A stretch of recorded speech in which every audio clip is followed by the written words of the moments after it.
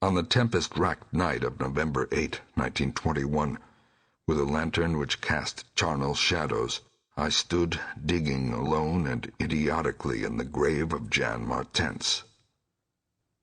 I had begun to dig in the afternoon, because a thunderstorm was brewing, and now that it was dark and the storm had burst above the maniacally thick foliage, I was glad.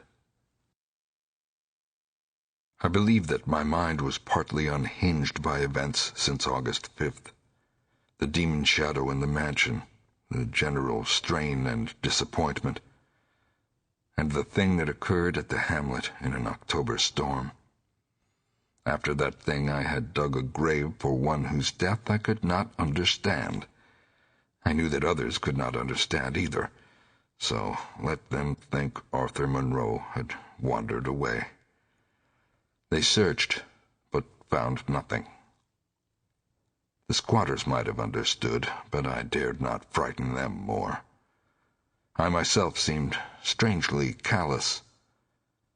That shock at the mansion had done something to my brain, and I could think only of the quest for a horror now grown to cataclysmic stature in my imagination, a quest which the fate of Arthur Monroe made me vow to keep silent and solitary. The scene of my excavations would alone have been enough to unnerve any ordinary man. Baleful primal trees of unholy size, age, and grotesqueness leered above me like the pillars of some hellish druidic temple, muffling the thunder, hushing the clawing wind, and admitting but little rain.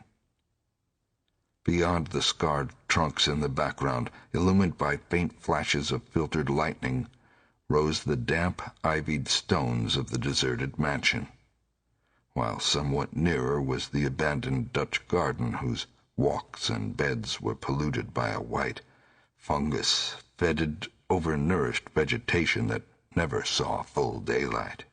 And nearest of all was the graveyard, where deformed trees tossed insane branches as their roots displaced unhallowed slabs and sucked venom from what lay below. Now and then, beneath the brown pall of leaves that rotted and festered in the antediluvian forest darkness, I could trace the sinister outlines of some of those low mounds which characterized the lightning-pierced region.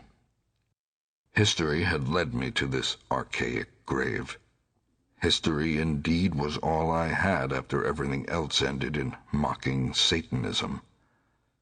I now believed that the lurking fear was no material being, but a wolf-fanged ghost that rode the midnight lightning. And I believed, because of the masses of local tradition I had unearthed in search with Arthur Monroe, that the ghost was that of Jan Martens, who died in 1762. This is why I was digging idiotically in his grave. The Martens mansion was built in 1670 by Gerrit Martens, a wealthy New Amsterdam merchant who disliked the changing order under British rule, and had constructed this magnificent domicile on a remote woodland summit whose untrodden solitude and unusual scenery pleased him. The only substantial disappointment encountered in this site was that which concerned the prevalence of violent thunderstorms in summer. When selecting the hill and building his mansion, Mynheer Martens had laid these frequent natural outbursts to some peculiarity of the year, but in time he perceived that the locality was especially liable to such phenomena. At length, having found these storms injurious to his head, he fitted up a cellar into which he could retreat from their wildest pandemonium.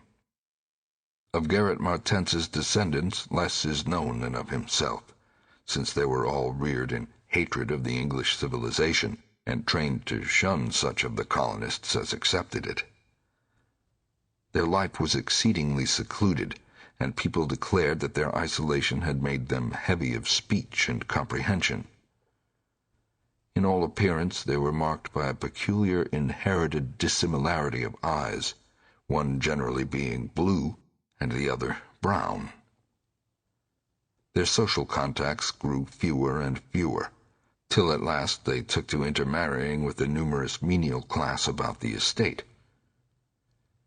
Many of the crowded family degenerated, moved across the valley, and merged with the mongrel population which was later to produce the pitiful squatters. The rest had stuck sullenly to their ancestral mansion, becoming more and more clannish and taciturn, yet developing a nervous responsiveness to the frequent thunderstorms. Most of this information reached the outside world through young Jan Martens, who from some kind of restlessness joined the colonial army when news of the Albany Convention reached Tempest Mountain. He was the first of Garrus' descendants to see much of the world, and when he returned in 1760 after 6 years of campaigning, he was hated as an outsider by his father, uncles, and brothers, in spite of his dissimilar Martens eyes. No longer could he share the peculiarities and prejudices of the Martenses, while the very mountain thunderstorms failed to intoxicate him